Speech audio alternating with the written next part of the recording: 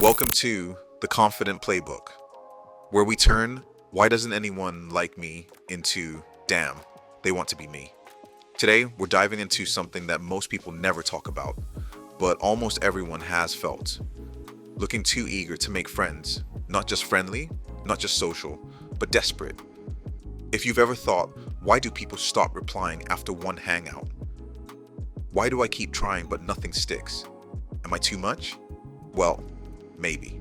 But don't worry, we're not here to roast you. Okay, maybe a little. We're here to fix it.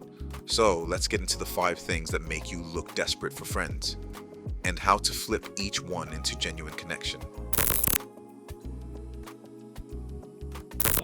This phenomenon is called signal amplification bias.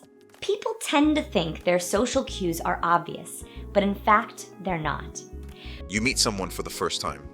They ask, "So what do you do?" And somehow you end up telling them about your ex, your therapy sessions, and that time you cried in a Taco Bell parking lot. Pump the brakes. Oversharing feels like intimacy, but it skips emotional trust. Instead of building connection, it builds discomfort. It makes people think, whoa, I wasn't ready for your autobiography. Fix. Start light. Share in layers. Let people earn access to the deeper parts of your life. That's not being guarded. That's being smart. Rule of thumb, share like it's a first date with someone you respect, not a therapy speed run. Looking around for something or someone to rescue them from their loneliness. And when you can shift that to, I am going to be comfortable where I am. You're excited. They seem cool. You hung out once and now you're ready to hang out all the time. You answer messages instantly.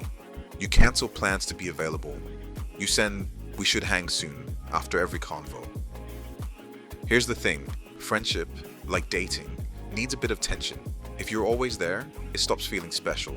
It starts feeling clingy. Fix. Keep living your life. Respond when it feels natural, not as an emotional alarm response. Make time. Don't give up all your time. You're not a 24/7 friendship hotline. Donor got the tiger a bigger cage, and so the tiger was put in a bigger cage. But it had gotten so used to that perimeter that it paced back and forth until the end of its life. Don't be that tiger. If you're constantly complimenting someone, it can feel less like admiration and more like you're campaigning for friendship. Real talk. Compliments are amazing, but when they're constant, people start wondering, are they being real or are they just trying to get me to like them? Fix. Give compliments that are earned, not strategic, and mix them with actual curiosity. Instead of, "You're amazing," try, "I love how you think about things. How do you get into that?" It makes it about them, not about you trying to impress them. Also, trust that your presence has value. You don't have to decorate it with flattery. Prey versus predator movement and prey versus predator gesticulation. So if you think of an animal that is a prey animal, like a little bird or a little rabbit, they're very like, You met once, they're nice, you think you found your forever friend, but now you're texting daily, asking for life updates, inviting them to everything, and joking about our friendship anniversary. Stop. Trying to lock someone into a best friend role too soon is like proposing on the first date. It's intense, and people run from intensity when it doesn't match the vibe. Fix. Slow it down. Let things grow naturally. Good friendships aren't microwaved. They're slow cooked. So instead of saying, "We should totally hang all weekend," try, "Hey, this was fun. Want to grab coffee next week?" Casual curiosity greater than emotional cling wrap. We should all take a moment to think about what crippling statements we use that hold us in our own cages. Anything you say after "I am," be very conscious of that. Nice. You meet a skater, they're into Tony Hawk and punk music. Suddenly you are too. You meet someone into crystals and manifesting, and guess what? Now you feel the moon's energy.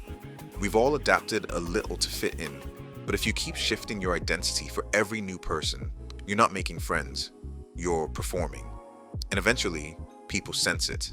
They don't get to connect with you, just the version you think they want. Fix. Be consistent with who you are, even if it means some people won't click with you. That's the secret. When you're real, the right people find you, and those friendships, solid gold. Not every person will become your friend, and that's not a personal failure. It's just chemistry, timing, energy, life.